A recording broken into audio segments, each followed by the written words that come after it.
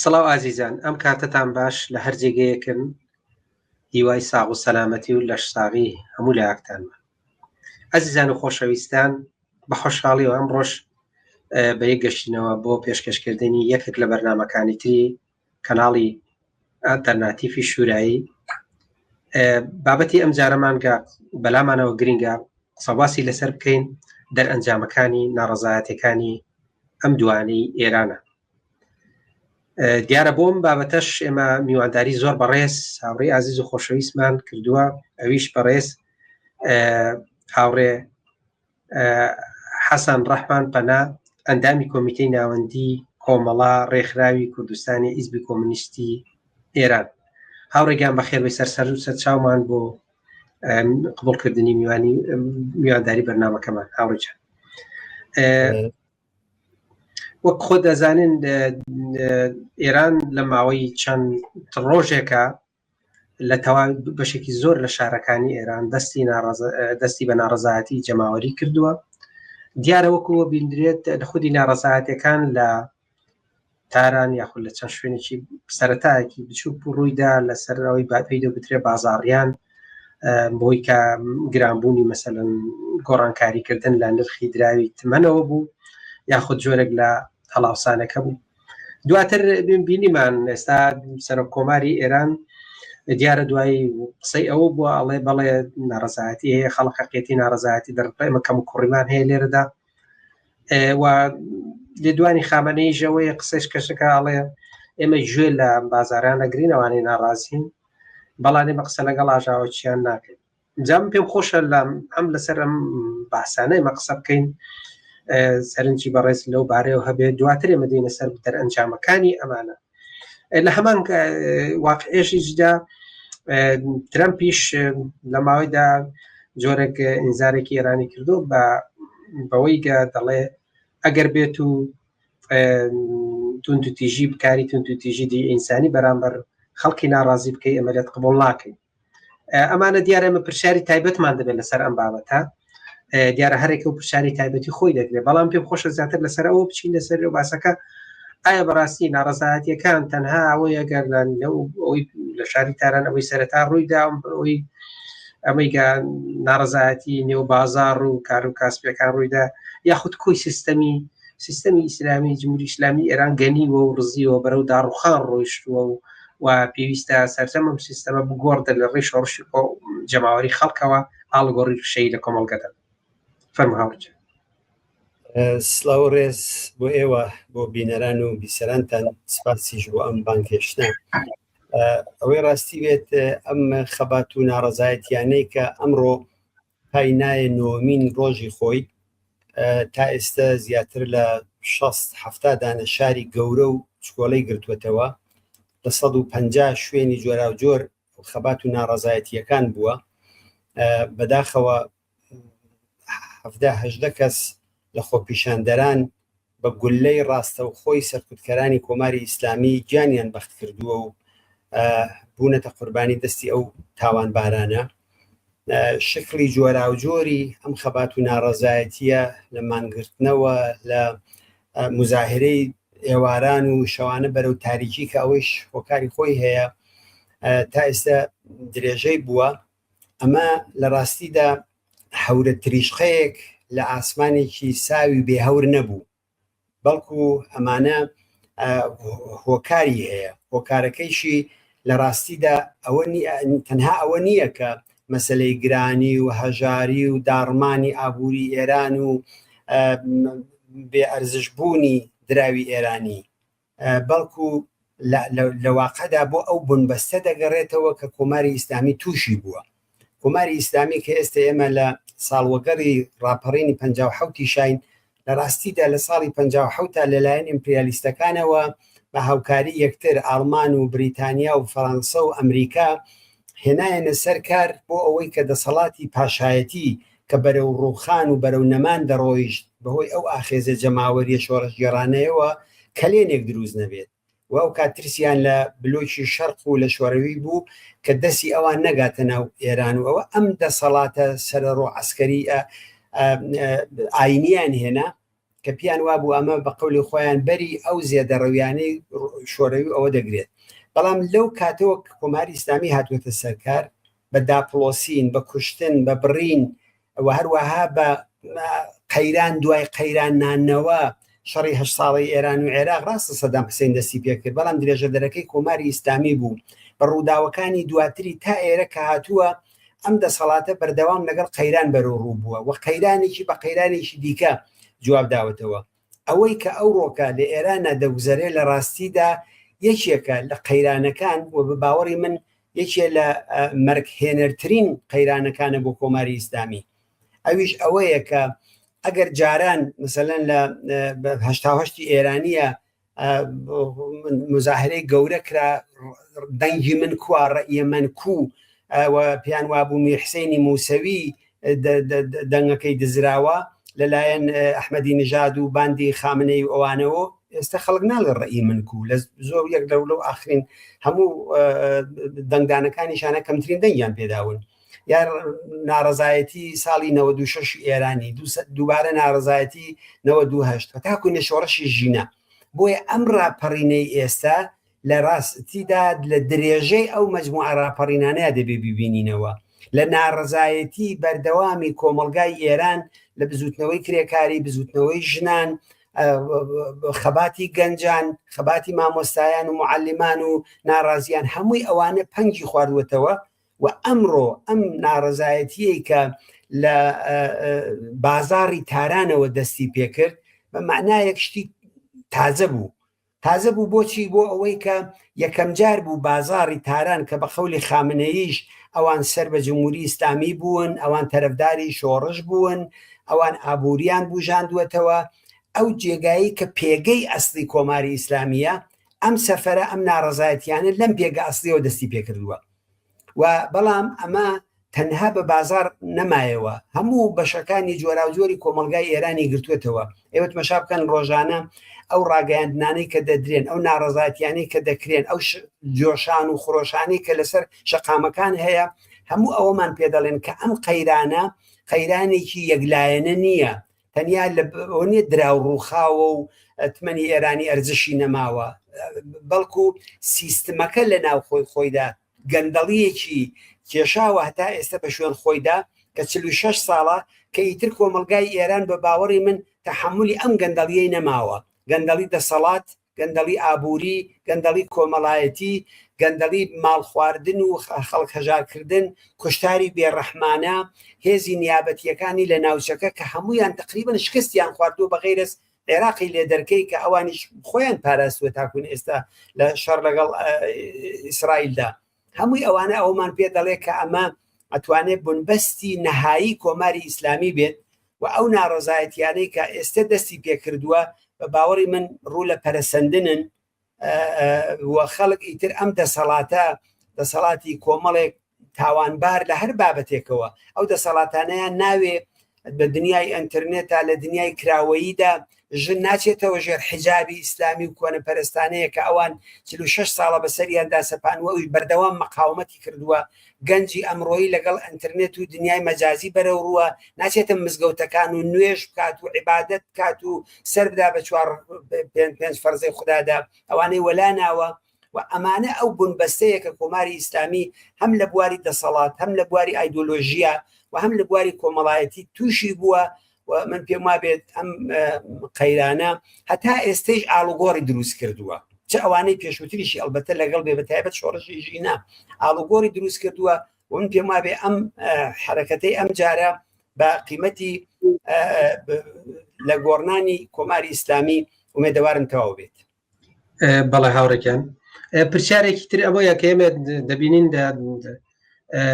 خەڵک ڕوبەڕووی ڕژێمی ئیسلامی دەبێت توانێ بە شێوەیەکی زۆر مرتەزیم بەڵام کێشەکە ئەوەیە تا ئێستا شارەکان بە تەواوی یەکدیژیر نەبووانی بەیەکەوە بێن ئەم ناڕەزایەتیانە نیشاندن پرسیارەکەمان ئەوەی ئایا هەرچەندە دەستی پێکردووە ناڵێن لە زۆرێک لە شارەکاندا بەڵام پرسیارەکە ئەوەیە ئایا ئۆپۆزیسیۆنی ئێرانی پرۆژەی هەیە پرۆژەی یەکبوونی هەیە بۆ ئەوەی ئامادە باشێک کا بۆ داهاتووی ئێران مثلا ئەگەر لە کاتێکدا پێویست بێ ئۆپۆزیسیۆنی ئێرانیش دەست بەکار بێت لە دنیای دەرەوە بۆ هەڵپێچانی ڕژێمی ئیسلامی ئێران. ئێمە لەگەڵ ئۆپۆزیسیۆنێکی یەکدەست بەرەوڕوو نین. جارێ هەر لە باری سیاسی و چینایەتی ئەوانەش چاو لێ بکەین ناکرێت یەکدانە ئۆپۆزیسیۆن ببێت. بەشی چەپی کۆمەلگا هەیە، بەشی ڕاستی کۆمەلگا هەیە، بەشی میانەیان مامناوەندی کۆمەلگا هەروە ئۆپۆزیسیۆنیش هەیە، لیبرال هەیە، ئاینی هەیە، کۆمۆنیست، هەمووی ئەمانە هەن. لە ناوخۆی ئێرانە ئۆپۆزیسیۆنێک وجودی نییە. خەڵک بەعام ئۆپۆزیسیۆنە، ینی خەڵکی ئێران ئۆپۆزیسیۆنە، بەڵام ئۆپۆزیسیۆنێک کە مەسەلەن ئەوانەی کە هەیە هەمووی سەر بەخۆیانە. هیچ حزبێکی نەیار، هیچ حزبێکی مخالف، هیچ حزبی حتا کوێ نەختێکیش شتێکی لەوان نەچێت و ئیسلامیەکی پێوە نەبێت و یاسای گشتی وڵاتی قبول نەبێت لە ئێرانە جێک چالاکی و فعالیەتی نییە. پس کەوایە لە ناوخۆ ئێمە ئۆپۆزیسیۆن ئەو ڕێکخراوەهای دموکراتیک و ئەوانەمان هەیە، ڕێکخراوەهای سربەخۆی کرێکاری و ژنان و خوێندکاران ئەوانەمان هەیە، بەڵام وەک ئۆپۆزیسیۆنێک کە بۆ بەدیلی سیاسی خەباتە کار کە جێگۆڕچێ بکا بەدەسەڵات ئەومان لە ناوخۆی ئێران نییە. لە دەرەوەی ئێران ئەوە هەیە، بەڵام ئەو ئۆپۆزیسیۆنەش چەند بەشە، بەشێکی کۆماری خوازە لیبراڵەکانن، بەشێکی سەڵتەنەت خوازن، بەشێکی چەپەکان و سوسیالیستەکان و ئازادی خوازەکانن، ئەمانش بەشی جۆرا و جۆرن. بەشێکی کوردستانە، لە کوردستانە دەتوانین بڵین تۆکمەترین ئۆپۆزیسیۆنی دژی جمهوری ئیسلامی کوردستانە، چون حزبی تێدایە، پێشزەمینەی حیزبایەتی تێدایە، هەر بەهۆی ئەو حیزبانەوە کوردستان کۆڵی نەداوە، خەڵکەکەی کۆڵی نەداوە و حیزبەکانیشی تەسیریان بۆ لەسەر ئەو مەقاومەت و خۆڕاگری و خەباتی چەکداری کرا و زۆر شتی دیکە. بەڵام لە بەشی ڕاستی ناو کۆمەلگای ئێرانە ئەم بەینانە حەولێکەیە کە بە باوەڕی من تەسیری نگاتیڤی داناوە لەسەر و خەباتێکە لە ناوە هەیە. ئەوی چەندانە سایتی فارسی زمانن حەولە دەن کە کەسێکی بێکاری وەکو کوڕیشا کە باوکی و دەسەڵاتی بە خەباتی خەڵکی ئێران ڕووخاوە دەیانەوێت ئەوە بۆڵدیکەنەوە، گەورەیکەنەوە و بیهێن و تەحمیلیکەن بەسەر خەڵکی ئێرانە. ئەو دروشمایەکی بۆ دەدەن ئەوە تەسیری بۆ باوەڕی منیکێ لە هۆکارەکانی ئەوەی کە مثلەن شارەکان بەیەکەوە نەهاتوونیان ناڕەزایەتی لەو نوع ئۆپۆزیسیۆنەیە کاتی خۆشی خوێنیان تەحمیل کرد بەسەر خەڵکی ئێرانە. بۆیە ئێستا لە حاڵی حازرە ئێمە ئۆپۆزیسیۆنێک کە بەدیل بێ، ئەڵتەرناتیو بێ، جیا لەوانەیە کە مەسەلەن پارەیان هەیە تەبلیغاتیان بۆکەن، ئیمکاناتیان هەیە و خەڵک لە فڵان دەوڵەت و فیساد دەوڵەت موچینە لە پشتی بێ، ئۆپۆزیسیۆنێکی ئاوامان نییە کە ئەوە نییە. قسە لە یەکگرتنی ئۆپۆزیسیۆنیش لە حاڵی حازرە لە ئێرانە وجودی نییە، بەڵکو جیاوازیەکان و ناکۆچیەکان زۆرن. بەڵام لە کوردستان هەروکو عەرزم کردی هاوکاری هەیە، دانیشتن هەیە، ڕاگەیاندنی هاوبەش هەیە، سۆز هەیە بۆ ئەوەی کە تێکۆشەرانی ناوش لەگەڵ حیزبەکانیان هاودەنگن. سنە ئەو مانگرتنانەی کە لە چەند ساڵی ڕابردوودا لە کوردستانە ئەنجام درراوە، بەڵام شاید نییە وەزیەتەکە ئاوا بمێنێتەوە. من پێم وابێ درێژەی ئەو خەبات و ناڕەزایەتیانە لە ناوخۆی ئێرانە ئۆپۆزیسیۆن دروستەکە، ڕەهبەرانی واقعی ئەو مبارزاتە دروستەکە و دەبێ هەموو حەول و تەقالەشمان لەسەر ئەوە بێ. ئەوە ئەو ئۆپۆزیسیۆنەیە کە دەتوانێت هەم جێگا بە کەسێکی وەکو کوڕی شا و لیبراڵەکان و کەسانێکی ساڵهای لە دەرەوە دانیشتوون هەر پەیوەندیشیان بەو کۆمەلگاوە نەماوە، ئەوانە بێن و لەسەر سەرەوەی ئەو خەڵکەدایان بنێن کە من پێم وابێ ئەو ئۆپۆزیسیۆنە واقعیە دەبێ لە دڵی ئەو خەبات و ناڕەزایەتیە دروست بێ کە ئێستا لە گۆڕێدایە. باشە هاوڕێگیان پرسیارێکی تر ئێمە باسی خۆ دابشکاری ئۆپۆزیسیۆنت کرد، لیبرال و کۆمارێکان و شەپ و مەسەرەن ئەمانەی دی. ئەبێ بێ من لێرەوە دەست پێ دەکەین دیارە هەر کەسە و بۆ بەشی خۆی ڕاکێشێ هەمووی مەسەلە بەرژەوەندیە، چۆن دەڵی بەرژەوەندی منیش لێرەوە بەرژەوەندی چینەکەی خۆمە. ڕاستی من گەلێرەوە ئاسووی چینەکەی خۆمە و چینی کرێکاران کارگەران و زەحمەت چێشان لە یەکبوونی چەپ و باڵی کۆمونیستەکان دەبینەوە. من پێم خۆشە لێرەوە ڕاشکایی پێم بڵێ پرۆژەی چەپ و کۆمونیستەکان بەگشتی لەکوێدای ئەم ناڕەزایەتیانەدایە بۆ کاری هاودەنگی پێکەوەی لە ناوخۆی وڵات، چکە خۆزانی بڕۆبەڕووی دوژمنێکی دڕندەی فاشیزمی دەبێەوە. ئەمەش خۆ ململانێکی ئاسایی نیە لە وڵاتێکی دیموکراسیدا بەڕێزتێکا حەسەن تۆ بڵێ ڕێی لەگە من جیاوازە لە بابەتێکی فکری لە بۆچوونێکدا بەڵانەوە فاشیزمێک کە تۆ ڕۆبەڕووی دەبێەوە باوەڕی بی جیاوازیەک نییە دەهاڕێ و لە ناوی دەبار ڕۆژانە گەنجان لە سێدارە دەدەن و خەڵک ئەکوژن و دەپڕن و بە بیانی جۆرا و جۆرە ئایا ئۆپۆزیسیۆنی باڵی مەسەرەن ئەوەی پێی دەگوترێ بجوتنەوەی کۆمونیستی لەو بارەیەوە پێم خۆشە حاڵی واقعی چۆنە ڕوبەڕووی کۆمەلگا ئەگەر ڕاستگۆ بم لەگەڵت بە عنوانی ئۆپۆزیسیۆنێکی تۆکمەی مدعی دەسەڵاتی سیاسی من ئێستا لە سەحنەی سیاسی ئێرانە نابینم بەشی زۆری ئەو ئۆپۆزیسیۆنە لە دەرەوەیە فعالینی هەڵسوڕاوانی قەدیمی لە دەرەوەن لە سەرکردایەتی حیزبەکانان یا خۆیان وەکو کەسانێکی سەربەخۆ تێکۆشانەکەن بەڵام بەشی ئەو بەشە بەهۆی ئەو هەمووی شەعاباتێک کە لە ناو یەکتریا بووە بەهۆی ئەو دڵدۆنجی و بێمتمانەیە کە لەگەڵ یەکتری پێکاتووە حتا بڕێکی لەگەڵ یەکتری قسەیشیان نییە بۆی ئێمە ئۆپۆزیسیۆنێک بۆ معنایی کە ئۆپۆزیسیۆنی چەپ بێ مدعی بین بڵێن ئەدرەسی هەیە کۆدی هەیە ئەوە لە فڵان جێگایە ئەوە وتە بێژەکەیەتی ئەوە دەمڕاستەکەیەتی ئەوەمان نییە بەڵام بەشی پەراکەندە و جیاجیای چەپ هەیە کە لە درەوە لە حیزبەکانان چەند لایەن بەیەکەوە هاوکاریەکەن چەند لایەنی تر بەیەکەوە هاوکاریەکەن و هێستا کوێنێ بەوە نەگەیشتون ئەو ئۆپۆزیسیۆنە کە زەرورەتی ئەو کۆمەلگایە هاوکاریە تەفاهمە لە یەک نزیک بوونەوەیە ئەوە ئەو بەشەیە بەڵام ئەوەی بە ناوی کۆمەلگا دەگەڕێ بە باوەڕی من لایەنی چەپ لە کۆمەلگای ئێران و لە کوردستانیشە لایەنێکی بەهێزە خەڵکی زۆری هەیە قدرەتی هەیە نفوزی کۆمەڵایەتی هەیە و زۆرێک لەو دروشمانە مەسەلەن دروشمی ژن ژیان ئازادی دروشمی چەپەکانە دروشمی نان کار ئازادی دروشمی چەپەکانە ناڕەزایەتی لە دژی ئیستبداد و سەر تاپای جەمهوری ئیسلامی دابەشی ناکات بۆ دژی خامنەین ئێمە یا فقط بۆ دژی هەموو سیستمی سەرمایەدارین ئەوانە دروشمی چەپەکانە یا ئەو داخوازە دموکراتیکانی کە ئەوڕۆکە لە کۆمەلگایە مەترا دەکرێن ئەوانە چەپەکان ئەتوانن بیکەن تەبەقەی کاریگەر ئەتوانێت بیکات ئەو بەشەی تری لە ئەزمموی هەموو ئەو شوێنانەی کە وڵاتەکانیان تێدا ڕووخاوە لەو ساڵانەی دواییدا هەر لە شەڕی یەکەمی خەلیجەوە تا ئێستا مەشایکەین لە بەهاری عەرەبیشەوە هیچ کامێکیان نانێکیان بە سفرەی کرێکار و زەحمەتکێش زیاد نەکردووە بۆچی بۆ ئەوەی کە بەدیلی اقتصادیان نییە ئەوەی کە بەدیلی اقتصادی هەیە هێزە چەپەکان و هێزە کۆمۆنیستەکانن کە ئەویش وتم ئەوەیە وەزیەتیان بەداخەوە ئەو بەشەی کە ئۆپۆزیسیۆنی واقعیە و خەباتی کردو ئەو بەشش کە لەناوە بڵێ هاوڕێ من دەوێت پرسیارێکی جدیتر بکەم ئێستا مەسەلەن حەق لەسەر بزوتنەوەی چەپ مەسەلە بزوتنەوە کرێکارەکە ئێستا لە ناوخۆی ئێرانە بەو جۆرە نییە وەکو بزوتنەوەی کۆمونیستی وە شلوشێوە و پەرتەوازەیە توانم نایی بنێم ببوورن ئەو قسەیەکەم بەڵام حەقی خۆمەوە قسە بکەم ئەنیە بینین من لە تاران ئیسماعیل بەخشی و هاوڕێکانی ڕوبەڕووی لە بەردەم حاکم و ئەوانە بەسی نان کار ئازادی دارەدانی شوورایە نەکرد و لە کوردستانیش بە هەمان شێوە بزوتنەوەی کرێکاری لە گڕوتینێکی بەهێزا بوو وەسمەیە یەکێتێکی هاوقەباتێک هەیە لە ڕیشینایەتیە و بزوتنەوە کرێکاری و ئەوەی پێی دەگوترێ مەسەلە باڵی چەوەکە خۆتی شارەتە پێداوەی و بە ئاگایی و شیاری چینایەتەکە ها بەڵام بە من بەپرسی وەکو ڕابەرێکی ئەم بزوتنەوەی کۆمونیستی بەڕێزت هەی لەو بارەوە کەم کوڕی نبینی لەو عەرەکەیە بۆ نمونە ئەم هێزەکە لە ناو خۆی یەگرتووە خەریکە یەگرتووە بە تۆ لە دەرەوە ئینشقاق و پەرەتەکەن دەکردووی ئایا پێویست بۆ نیە پرۆژەیەکی دەستە جەمعی دروست کرێ مەسەلەن کەسایەتێک کاری لەسەر بکە یاخود حیزب کاری لەسەر بکە بەڵام بە ئامانجی کۆدەنگی فکری نەبێ بە ئامانجی کۆدەنگی مەسەلە چینایەتەکە بێ چون بەسە بزوتنەوە کرێکارەکە بێ کاتی ئەوە نەهاتۆ جایەکێک لە مەسەلەن لە نێو ڕابەرایەتی حیزبی کۆمونیستی ئێران حیزبی کۆمونیستی کرێکاری بێ هەر ڕابەرایەتێکی تر بێن کۆنفرانسێک بکەن لەسەر حاڵ و وەسعی ئەم بزوتنەوەیە ینی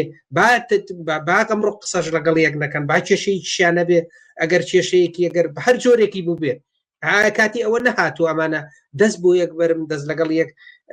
تۆقەیەکی گەرم لەگەڵێ بکەن بەحسی داهاتوویان بکەن لەسەر بزوتنەوەی کرێکاری و بزوتنەوە مەسەلە بزوتنەوە کۆمونیستەکە کاتی ئەوە نەهاتوو بەڕێیتۆ کاتەکە لای داوە نەتەنیا کات نهاتوو کاتەکە زۆر لە مێژە لای داوە ئەو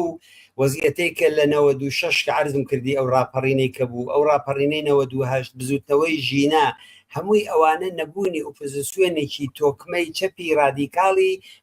عملی پراتیکی بوو لە ئەو کۆمەلگایەدا ئەگەر ئێمە ئەومان بوایە ئێستا زۆر زووتر لەوە ئەو وەزیەتەمان تێپەڕاند بوو، زیاتر لەوە بە هەدەفەکانمان کە ڕووخاندنی کۆماری ئیسلامی ئەوە گەیشتوین. بەڵام گوتم لە دەرەوە ئاوایە، بەڵام من ئومێدەوارم و پێشم وایە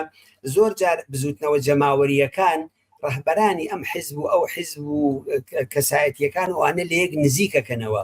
زۆر جار هەر بە حکمی ئەو ناڕەزایەتیانە دڵدۆنجیەکان، شقاقەکان، جیابوونەوەکان وەختێ بەرنامە یەکێکە، مثلەن ئێستا بەرنامەی ئێمە و باڵێکی تر هەر بە ناوی ئەو ناوەوە هەیە کۆمەڵی حزبی کۆمونیست، باڵێکی چەندین باڵی کۆمونیزمی کرێکاری ڕای کاریگەرچێ لە بەرنامەیە خۆ کێشەیەکمان نییە.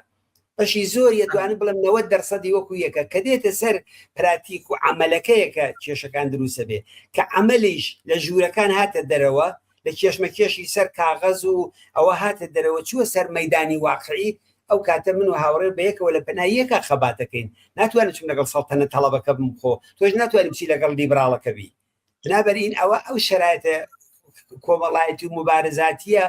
هەر ئێستا زەمینەکانیشی خەریکە ئەڕەخسێ، هەر ئێستا لە ناو چەپەکانە قسەکردن چی بکەین چۆن خۆمان ڕێکخەین ئەو بەحسانە هەیە. بەڵام ئێستا من هوێدەوارم هاوڕێ ئەسەن هوێدەوارم ئەم لە جێگایەکەوە ئەم کلیلە بخرێتە گەڕ، ئەنی بەڕاستی کاتی خۆیەتی ینی دەستی بۆ ببردرێ، یەکێک لە ڕابەراکان، یەکێک لە موبەلیغانی کۆمونیزم کاری لەسەر بکات، یعنی ئەگەر چ بێ لە ئانانە بێت چ لە ئەندار بۆ حیزب بێ کار بکات دەست بەرە بۆم کارە. یعنی من زۆر جار سەیری بەرنامەکانی حیزبەکانەکەم بە تایبەتی کۆمونیستەکان زۆربیان لێگەچن، یعنی ئەگە بە کەسی ئازادیەکە ئەگە باسی کامیانەیە باوەڕێن بە یەکسانی ژن و پیاوانە ببێنە بە کامێنەکەی کە حیزبی کۆمونیستی کرێکاری ئێران باوەڕ پێ نییە، چۆن باوەڕی پێ نییە؟ حیزبی کۆمونیستی هەموو باوەڕیان پێیەتی، ئەی بەسەر ئازادی، ئەی مەسەر ئازادی کۆمەڵە بوارەیە خۆ ئەوە نیێت و هەرنێتە سەنگەر لە بەریەک بگری کە ئەمە کاتی کەتی ئەم بەرەیە ببێتە بەرەیەکی هاوخەمی یەکتر، ینی هاودەنگی یەکتر. بەڕاستی ئومێدەوارم لە هەرچی لەم ڕۆژ زووتر نییە ڕابەرانی ئەم ئیزبانە دەستکاری کاری لەسەر بکەن. هەر ئێستا کاتێتی ینی کەسایەتێکی وەک من لێرە بانگاواسی ئیبراهیم عەلیزادە دەکەم، ئەو کەسە ڕۆڵە ببینێ، ئەم ڕۆڵە ببینە بۆ یەک خستنەوانی بە ینی دەتوانێت لە سازکردنی یەک بەرنامە و یەک داواکاریەوە یەک پرۆژەیەکەوە. ئەنی باشە بۆ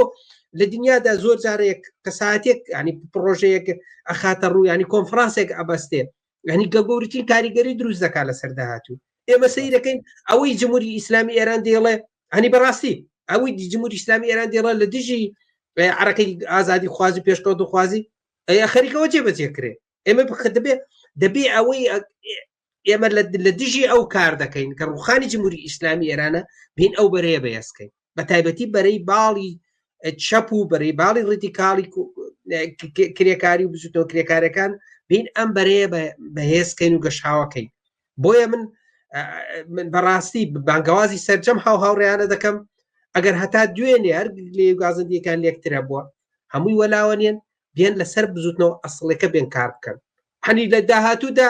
ئێمە قەزاوت بالەوە لێ دەین چێ دەبێتە وەزیر و چێ دەبێتە ڕابەر و چێ دەبێتە چ، ئەمە بۆ کۆمەلگە و گەنجانی ئەمڕۆ قوربانی دەن لەسەر شقامەکان بۆ وانەی بەجیاڵی ئەم لافاوی کۆمەلگە کەوتو کاکە گەنجەکان هاوڕێ حەسەن گەنجەکان خۆیان بەرگولەی جمهوری ئیسلامی ئێران داوەڕۆ ژنان و کچان کاکە لەوەی زیاتر کچەکان خۆیان ئەڵێن ینی ئیجاب فڕێ دەدەن، ئەمە گەورەترین شۆڕش نێ بەڕێز هاوڕێ. هەنی ئەمە چی؟ هەنی من پێم خۆشە لەسەر ئەوە ئەمە دەرئەنجامی ئەم شۆڕشەی ئێستا ئەم ناڕەزایەتی جمهوری ئەم ئێستا کراوە دەرئەنجامەکەی چی لێ بەسەر دێ بەڕێی بەڕێزە؟ دەرەنجامەکەی بە ئێستا لەوانەیە نەتوانی بە دەقاودەق کەس پێشبینی بکە بڵێ بەچی دەگاتوانە، بەڵام ئەوەندەی کە من چاوی لێ یەکەم وەک خوێندنەوەی خۆم پێم وابێ تا ئێرە هەمووی حرەکەتانەی کە بۆ ئاڵوگۆڕی دروست کردووە، مەسەلەن هەر ئەوەی کە ئێستا لە ئێرانە پەچە و حیجاب و مەقنعەوانە نەماوە، ئەمە حاصلی چییە؟ خۆی یاساکەی هەر هەیە، تاوێنە تاوێکیش ئەو یاسایە دێنەوە بیری خەڵکیش دەخەنەوە، بەڵام کەس جوابیان نادێتەوە. حاصلی ئەو خەباتەیە کە ژنان کردیان و سەنگەرێکی گەورەی ئاینی و پیاو سالاریان فتح کرد. ئەمە زۆر مهم بوو بۆ ئەو خەباتەیە کە ئەمڕۆکەش لەسەری دروسە بێ. لەینا لەسەر ناڕەزایەتی بازار وڵاتێک نایەتە جۆش و خرۆش، ئەوە فقط ناڕەزایەتی بازار نییە، بەشێکی نیمچە دەوڵەمەندی ئەو کۆمەلگایە ئەترازی کردووە یا بەشی فەقیریشی تێدایە لە دوکاندار ئەترازی کردووە بەڵام ئەو خەڵکەی تر دێت و خۆی ئەنێ بە گولەوە بۆ چییە هەروەکو ئێوە ئاماژەتان پێکرد ئەوانەی کە تا ئێستا 17 کەسە تێدا چوون هیچ کامێکیان تەمەنیان ناگاتە 45 هەمووی نەسڵی گەنجە هەمووی ئەو گەنجە خوێنگەرم و قارەمانانن کە نایەنەوێت لە ژێر دەسەڵاتی کۆمەڵی ئاخوندی مێشکداتەپی و بیانەوێ ژیانی خۆیان و بنەماڵەکانیان بەسەر بەر نایەنەوێ ئەوە تاقیکە نایەنەوێ وەکو باو باپیرانیان بن نابەرین ئەوە هەمووی ئەو حرەکەتانی تا ئێستا ئەوەی نیشاندا و بەنسبەتی چەپەکان بە باوەڕی من کێشەی چەپ لەسەر کورسی نییە چون ئەگەر کەسێک چەپ بێ کۆمۆنیست بێ بەرابەری خواز و سوسیالیست بێ قەرارە حاکمیەتی شوراکان بێ قەرارە حاکمیەتی جەنابەتین بە وەزیر و نەخۆز وەزیر وانە دەبێت گەچیل ناو شۆراکایە خۆت هەڵبژێرە ڕێی پێدای پێداوی پێی نەدای ڕۆماڵەکانی شەیتر دەبێت ئەوە بکەین ئێمە ئەگەر ئەوە نەکەین ڕاست گۆنی نە لەگەڵ خۆمان نە لەگەڵ خەڵکەکەمان بنابەرین ئێمە حەولمان بۆ بەدەستێنانی کورسی و مەقام و پۆست بۆ خۆمان نییە دیارە حەولی دەسەڵاتی سیاسی ئەدەین هەموو کێشەیەکی ناو ئەو کۆمەڵگایە هەر کێشەیەکی کە دەستی بۆ ئەوەی لەگەڵ دەسەڵات نهایەتەکەی گەر سنفیش بێ دەبێت بە سیاسی و دەبێت بۆ دەسەڵات ڕووی لە دەسەڵاتە پس کەوا ئێمە حەول دەین بۆ دەسەڵاتی سیاسی بەڵام دەسەڵاتێکە بەدەست شوراکانەوە بێ بەدەست خەڵکەوە بێ بەدەست مەجموعی عمومیەکانەوە بێ بەدەست گەنج و ژن و لاو ئەوانەوە بێ بۆ ئەوە چەپەکان نابێت لەسەر ئەوەی کێشەیەکیان لەسەر هاوڕێ بۆ ئەوەشیان بۆ مەسلەی شوراش خۆ ئەوەش ینی سەیری کەم بەشێکی زۆریان لە نێو باوەڕیان بە مەسەلە بزوتنەوەی شورایی هەیە یعنی مەسەن زۆربان قسە لەگەڵەکە یاڵەمە قەنەعاتم بەبەیە یعنی ئاڵێن کەواتە من مثل چییە ئەنی بتوانەوەی ئەم بەستەڵەکە بۆ هاوقەباتیەکە یعنی شتەکە ئاسانە وەندە قورس نییە یعنی بڵم وڵا قورسە هەر ناکرێ شتەکە مادەم هەموویانە قساکەن ئەمووی بەڕێزت ئێڵی من ڕوبەڕووی هەرێکێک لەوانە بگرە هەنی ئەم قساکەن چ لە کۆمونیزمی کرێکاری چ لە کۆمونیستە تا کۆمەڵەکانی ژەم قساکەن لەمە بۆ پوزەوەی ناکەن بۆ ڕزگاری کۆمەلگا ئەماکەین بەسی شوراکەن زۆر جۆرەکەی بەسی کۆمەڵش هەری عنی مەمەسمەیە کەواتە تکنیزیکاتێکی زۆر هەیە لە ڕووی هەتا فکر و لە ڕووی بۆچوونەکانەوە بەڵام هێندێک ئینادی هەیە مەسەلەن دەتوانم بڵم نازانم چ ناوی لێدەنی شخصیە چ ناوێکی لێدەنی کەوتۆتە بە بەریەکان بۆیە هیوادارم لە داهاتوودا ئەمە من ومێدم هەیە دەست بۆم کارە ببرێ سەرکەوتوو دەبێت هەر کەسێکم کارە بکە کۆنفرانسێکی ئەما بکرێ سەرکەوتوو دەبێت لە ڕووی بەرەو پێشچوونی ئەم پرۆژەیە ئەو چووکە ئێستا هەلومەرجەکان زۆر لەبارە زۆر گونجاوە خاڵێکی تر ئێستا مەسەلەن بەحسی مەسەلەن بنەماڵەی شاب ئەنیە بینی ئێستا لە هەتا لێندێک ئەو نەڕزاتێنی خراونە ڕوو بەحسی شاکە ناوی شادێنە لێن لە ئێراندا پرسیارە جدیەکە ئەو هەیە ئەگەر بژوتەوەی کۆمونیستی کارا بێ ئەمە بۆ ئەمە بێ کاکە خەڵکی ئێران چ بە کوردستانەکەی و چ لە جنوبەکەی و هەمووی بگرە کەمی چێش بەتە دەسەڵاتی شا چکەم قوربانیدا کەم نەهامەتی چێش کەم زیندانی کرد هەرم گەنجانەی ئەگە ئێستا لەلانی سیاسی جۆرا و جۆرەکان ڕوبڕی تەعزیب و ڕوبڕی ئازارەکان بوونەوە بە هەزارە خەڵک لە سێدارە دراوە لە کەسانی سیاسی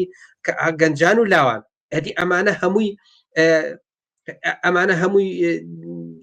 نییە نابێت لە هەڵوەستەی لەسەر بکرێ ڕاستە لەوانەیە ڕێژەیەکە بێ ئەم کا ئێستا زیاتر بێ ئەو کاتێکتر بەڵ حیسابی تەمەنەکەش بکە حیسابی قۆناغەکەش بکە بۆیە ئەبێ ئێمە لە خەمی ئەوە دابین سپینە ئەمە من بە ناوی شایەتی و پاشایەتیەوە چیچانێتەوە بۆیە بەرەی چەپ و مارکسی پێویستە لە خەمی ئەوە دابێ بەرەکەی خۆی بەهێزکە هاودەنگی خۆی بەهێزکە من لێرەوەچمە بۆیە پێم خۆشە هاوڕێ دوا قسم ئەو بێ لەسەر ترام ئایا هەڕەش بە ئێران ئەڵێ جۆرە لە ئینگلیزارێکی دەکات دەڵە لەگە خەڵک بە ئایا ئەم تەداخولکردنەی ترام لە بەرژەوەندی خەڵکی ئێرانە یان یاخود مەسەلەن هێندێکیان پیان وە مەسەلەن ئیسرائیل لە بەرژەوەندی بۆ نمونە مریەم ڕەجەوی مەسەلەن ئەمانەی ڕەجەویەکان قسە ئەکات و خطاب دەدەن و لە دانەوێ ئەوان ئیبراسکەن و ئەمریکەکان داونە کەسێکی تر ئیبراسکەن و ئەمانە دژایەتی کۆمەڵگەی ئێرانی ناکات لە بەرهەڵەشاندنی دوشی میرملانی بکە لەم بارەیەوە بەڕێز دەڵێ چی ئەو دوولایەنەی کە ئاماژەت پێکردن هەردووشیان ئەوەی دەی بە دەسەڵاتی پاشایەتی دەگەڕێتەوە بە باوەڕی من سیستمێکی کۆنە ینی خەڵکی ئەمڕۆکە حەول بدا تاقە نەفەرێک ئەویش لە جنسی پیا و ژنی ژنان نیوەی کۆمەلگا حەزت کەتیایە کەسێکی ئاوا بێنێ جا باشەوە خامنەی هەیە لەگەر ئەوەی کوڕی شادان بۆ چییە کوڕی شامان بۆ چییە چ تایبەتمەندی چیە بۆ یەکانێ من پێم وابێ ئەزمموی ئەم لە 92 شۆ لە دوو جێگایە حولیاندا بۆ دەسەڵاتی پاشا دیکیان عێراق بوو وتیان بنەماڵەی هاشمی و ئەزمموونێکیان هەیە و ڕابردوویەک و خۆشناون و ئەو عەرەبستان و کوێ و پاشایەتین و بە دەوریانەوەن سەری نەگرت یەکێکیشیان ئەفغانستان بوو وتیان زاهیر شاه هەیە و پیاوێکی باش بووە و خزمەتی کردووە بە جامعەکەی ئەویش سەری نەگرت من تەسەوری شخصی خۆمەوە نییە لە ئێرانی شاجارێکی کە ئێمە شاهدی سیستمی شایەتی و کەسێک ببین کە 46 ساڵە لەسەر پارەی باوکی دەخوات و دەخەوێ بۆ خۆی دەڵێ من حاضر نیم زەحمەتێ بکێشم کە سزن و زیندان و ماندووبوونی پێ ئەوێ ئەو بەنسبەتی ئەم ئیسرائیلیەکان ئەوەندێک کە دەبینرێ حەول بۆ ئەمانە دەن بەنسبەتی لایەنی مجاهدینەوە مجاهدین بە حکمی ئەوەی کە یەکەم ئیسلامیە ئەوان جمهوری دموکراتیکی ئیسلامی بە قەولی خۆیانیان دەوێ هەر ئێستا کە لە کۆمەلگای ئێرانە خەڵک ژنان حجاب لەسەر ناکەن ئەوان هەموو ژنەکانیان حجابیان پێوەیە لایەنێکی ئیسلامین حجاب لەسەرن بەو لە حەزێشەوە من پێم وابێ ئەوان ئیسرائیل ڕەبەتە تەبلیغ بۆ ئەوان ناکە ئیسرائیلەکان زۆرتر حەزیان لە کوڕی شاو ئەوانەیە شانسێکیان نییە بۆ ئەوە بەنسبەتی هەڕەشەی ترامپیشەوە بە ئەوەت عەرزکەم کە من لام وایە هەڕەشەی ترامپ بۆ پشتیوانی لە خەڵکی ئێران نییە هەڕەشەی ترامپ بۆ ئەوەیە کە جمهوری ئیسلامی بێنێتە سەر مێزی دانیشتن ئەوەی کە هەموو ڕۆژێ هاواریەکە ئێمە ئامادەین ئێمە حازرین دانیشی نەگەڵتان حازرین گفتوگۆ بکەین ئەوە ناوەندە هەستەیەکانتانمان لەبین برد ئەوانتان پێوە نەماوە هێزە دەرەکیەکانتان ڕووخاون کەس بوون وەرن دانیشین من ئیمتیازتان پێدەم لێم حاڵی دەبن بۆ یەکانێ بە باوەڕی من ترامپ بۆ دیفاع لە خەڵکی ئێران نییە ممکنە خۆش شرایطێک بێتە پێشەوە جارێکیکە لە ڕێگای ئیسرائیلیشەوە دووبارە لە ئێران بدەنەوە بۆیە ئەو پەیامەی ترامپ ڕوو لە ڕەهبەرانی کۆماری ئیسلامیە و هەڕەشەیەکە بیانهێنێتە سەر مێزی و توێش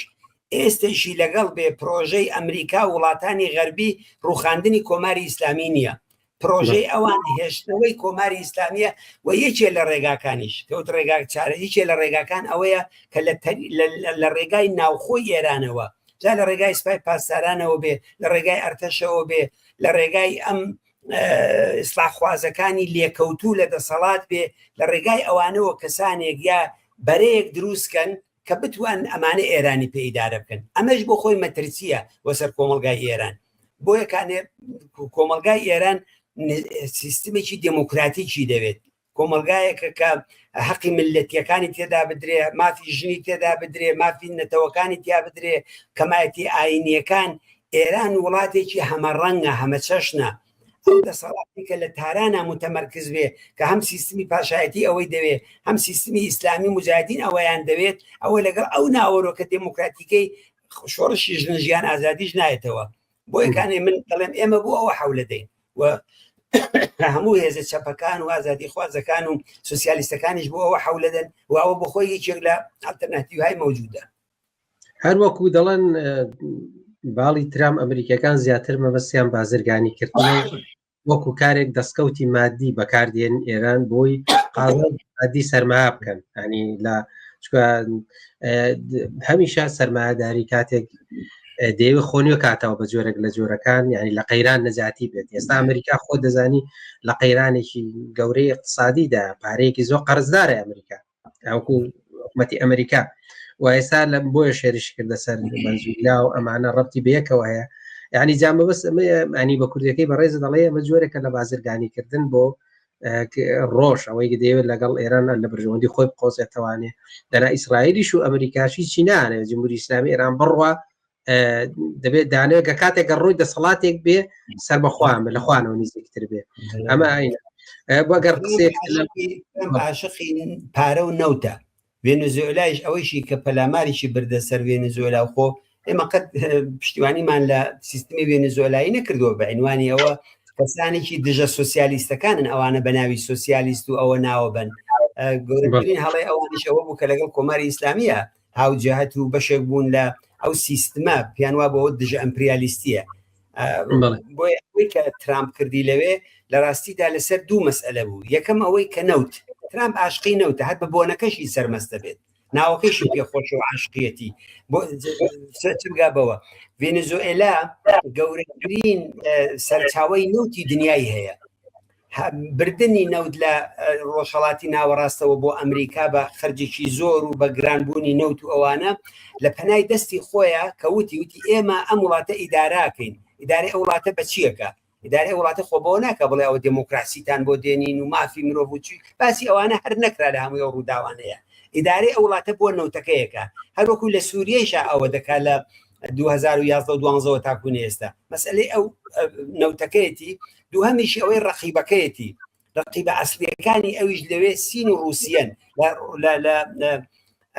ئەمریکای لاتینە چەندین وڵات کە پیان دەکتن وڵاتانی چە کوبا لە پەنای دەستی ئەوە شۆڕەوی وەختی خۆی حمایی لێ کرد و بە هێزی ئەو مابۆینا وڵاتی چگۆلێ و کوبا چۆن دەرەقەت ئەمریکایەکی بۆ عەزەمەتەوە قودرەتی نظامی و سەنعەتی و هەمووی ئەوانەی دەهات بۆی کارێ ئەو نەوع سیستمانەی کە لەوێ هەن نەوعێک ئازادی تێدا بوو ئەوانیان بەدڵ نەبووە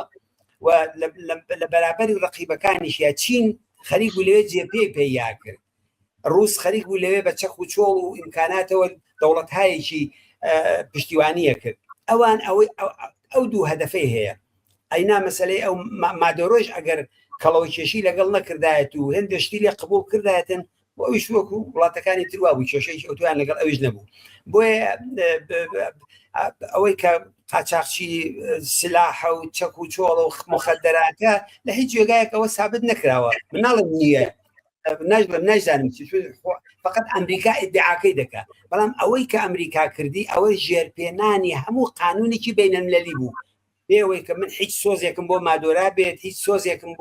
بۆ خەڵکەکەی هەیە بەڵام بۆ وڵاتێک کە دۆستەکەی جەمهوری ئیسلامی بێ هەر ئەوە نیشانی دەدا کە وڵاتێکی باش نییە دەوڵەتێکی باش نییە ئەگەر دەوڵەتێکی باش وایە لەگەڵ دەوڵەتێکی تاوانباری وەکو کۆماری ئیسلامی و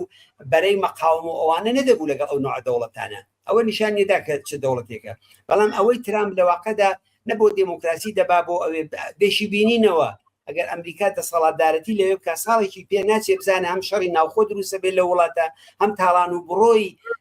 گێرخانی ئەو وڵاتە لایەن ئەمریکایەکانەوە دەکرێت و هەم وەزیەتی ئەو ئێستەی ڤێنزوئێلا زۆر لەوەی کە ئەلعانەکە هەیە وەزیەتی داهاتووی خراپتر دەبێت لەژێر دەسەڵاتی ئەوانە چون عێراقمان بینی و سووریەمان بینی و لیبیمان بینی و هەمووی وڵاتانەی کە کوشێوە داگیرکراون بۆیە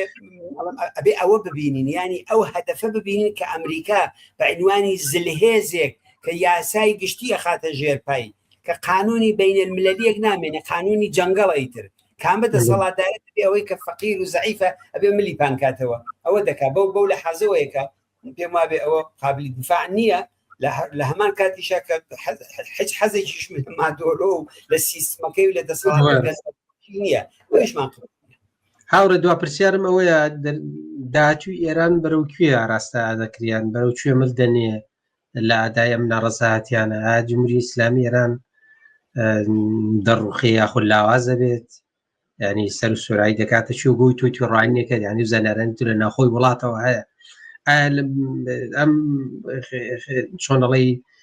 ناڕەزایەتی ئێستاکانە سەرنجێشێ بەرەو شۆڕشێکی کۆمەڵایەتی بۆ ڕووخەڵپێچان ڕوخانی ڕژم یانە خودەم جارەش تەکانێکی پێدەدا تەنها لاوازی یەکات و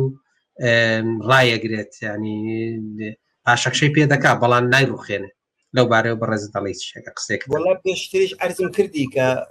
بە تاکیدەوە لەسەر ئەوە بڵێ کام حاڵەتە بێ ڕوخانیامان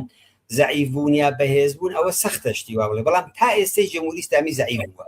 تا ئێرە ئەم ناڕەزایەتیانە کە ئێستا لەگەڵ جەنابەت قساکەی نۆمین ڕۆژە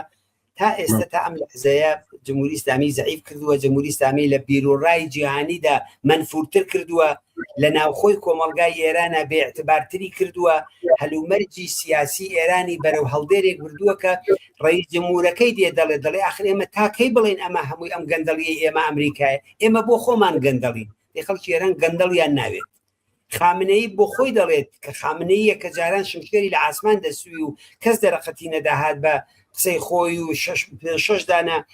پێتەختی وڵاتانی جۆراوجۆری لە ڕۆژهەڵاتی ناوەڕاستە ئیدارا کرد و پاڵی داهاویشت بۆ پەنای ئەمریکا لە ڤێنزوئێلا و دەوروبەر و ئەوانە ئەو ڕۆکە دێت دەڵێ لەگەڵ خەڵک قسە بکەن قەت زمانی خامنەی زمانی قسە نەبووە هەمیشە زمانی هەڕەشە زمانی کوشتن و زمانی شمشێر بووە کە لە ئاینەکەی خۆیانەوە فێری ئەوە بوون ئەو ڕۆکە دێت دەڵێت دەبێ خەڵک دابەشەکات ئەوانەی کە ناڕازین بەشێکیان ناڕەزایەتی بەرحەقیان هەیە بەشێکی تریان ئاژاوە جێڕن لەگەڵ ئەوانە دەبێت قسە بکەین لەگەڵ ئەوانە دەبێت تونند و تیژی بنوێنین لە سوورەتێکا دوو بەشنی ئەو خەڵکە یەک بەشە بەشێکی معتەرزە بە هەمووی سیستمەکەی خامنەیی بە خۆی بە کوڕەکانی بە بنەماڵەکەی بە ئاینەکەی بە دەسەڵاتەکەی بە هەموو شتێکە ئەو بەڕێوەی دەبات بۆیە ئەگەری گەشەکردنی ئەم ناڕزایەتیانە بە باوەڕی منێکێ لە ئەگەرە قەویەکانە جمهوری ئیسلامی هێستا مەجالی سەرکوتی هەیە مەجالی جەنایەتی هەیە هەر ئەوەی لە مەڵێکشایی چەند ڕۆژ لەوە پێشتر لە ئیلام کردیان ئەوە بوو لە فەلەستینا کراوە لە دژ بۆ خەڵکە ناوی 5-6 نەفەر لە گیان بەختکردوەکان هەیە تا ئێستا وە قسە لە 12 نەفەریشەکە زیاتر لەوە شەید بوو بێت گیانیان بەخت کردێت بۆیە جمهوری ئیسلامی بێڕەحمی ئەنوێنێ بەڵام ئەوەی کە ئەتوانێ ئەم بزوتنەوەی بەرێتە پێشەوە بەرینبوونەوەیەتی یەکگرتنەوەیەتی هەموو ناوچەکان هەموو شوێنەکان تا ئێستا 27 محافز هاتووە ببێ بە سەرتاسەریەکی زیاتر دروشمەکانی دروشمی شۆڕشی ژن ژیان ئازادی هەڵگرێتەوە و ئەو دروشمانی تریشی کە خۆی پێی باشە بە هەمووی ئەوانەوە من ئومێدەوارم کارچی زیاتر پەرە بستێنێ خەڵک چاوەڕوانن بەڵام نابێت لە چاوەڕوانی ئەمریکا و ئیسرائیلا بن دەبێت لە چاوەڕوانی ئەو هێزەیە بن کە لە شەقامەوە ئەو هێزەی کە ئێستا نەچوەتە ناو شەقام چون ئەمە تا ئێرە بازار بەشی ناوەندی ئەو کۆمەڵگایە بەشی وەسەتە بەشێکە کە دەستی بەدەمیەکە ئەوەی کە شەوانە لە شەقامەکانە دروژمەدا ئەوە ئەو کەسانن کە نان و ئاویان نییە فەقیر و گەنجەکانن کە هیچ شتێکیان نییە لە دەستی بدەن لەو خەباتەدا بۆیە هەمەگەری ئەوە هەیە هەمەگەری ئەوە هەیە کە لە ناوخۆی ڕژیمیشەوە دەستکاریەک لە دەسەڵاتی کۆماری ئیسلامیدا بکرێت لە دەرەوەش حەولە درێ بۆ ئەو شتانە لە بینی دەرەوە و ناوە لە بینی بەشێ لە لیبراڵەکانی دەرەوە و لەگەڵ بەشێک لە ئیسلاحخوازەکانی ناوە و لیبراڵەکانی وەکو جبهەی ملی پێشوو کە کەسانێکیان ماونەتەوە ئێستا وکوونێ نێزەتی ئازادی و بەشێک ئالەوانە شتایەک دروستکەن کۆدەنگیەک دروستکەن وەکو بەدیلێک بۆ جەمهوری ئیسلامی کە مەقبولێتیشی بۆ ئەمریکاوانە بێ مەسلحەتی ئەوان پارێزێ و لە عینی حاڵیشە ئەو دڕندەجی و ئەوەی کە جەمهوری ئیسلامیش دەیکاری فەزای وڵاتەکەی کەمێک پێهێورکەنەوە ئەوەی هیچێک لە ئاگەرەکانە بەڵام ویستی خەڵکی ئێران بەڕاستی نەمانی کۆماری ئیسلامی و کۆتایی هێنان بۆ دەسەڵاتە سەرڕۆیە و ئومێدەوارم ئەوە ببێ بە ئەڵتەرناتیوی واقعی دەستەکانت خۆشاورێکیان کاتی بەرنامەکەمان تەواو بوو من زۆر سپاسی بەڕێز دەکەم کە تا ئێستا لەگەڵمدا بووی و میوانداری مەشت قبول کرد زۆر سپاس هاوڕێ حەسەن ڕەحمان پەنا ئەندامی کۆمیتەی ناوەندی کۆمەڵە ڕێکخراوی کوردستانی حیزبی کۆمونیستی ئێران زۆر سپاسیش بۆ ئێوە و هاوکارانتانی وەدارم هەر سڵامەت بن و زۆر مەمنون بۆ ئەم بانگهێشتە زۆر سپاس هاوڕێیان تاسا لەگەڵماندا بوون بۆ و ئێمە پێتان ڕادەگەێنین کە هەر ئەمڕۆ بەرنمەیەکی ترمانەیە ساعت 7 بە کاتی ئەوروپا و 9 بە کاتی کوردستان هەر لەسەر بارودۆخی ناڕەزایەتەکان و داهاتووی ئێران پێم خۆشە لەگەڵ ئەو بەرنمەیەش لە داهاتوودا بینەری بەرنمەکە بن و ئەگەر هاودەنگن بە ئەم بەرنامانە و بە گەشەدان بۆ وێنانەدی تێکۆشانی ئیدارەدانی شورایی لە کۆمەڵگەدا ئەم بەرنامانە بڵاوکەنەوەن و بە زیان و دۆستانتانی بگێنن بۆی هەمووداک زیانیاری و ئاستی و شیاری بچێتە سەر لە بابەتی خەباتی چینایەتی و تێکۆشانی چینایەتی هەمیشە شاد بن زۆر سپاس تا ئێستا لەگەڵمان بوون کات و ساتێکی خۆش ماڵ ئاوە هەر بمێن بەشادی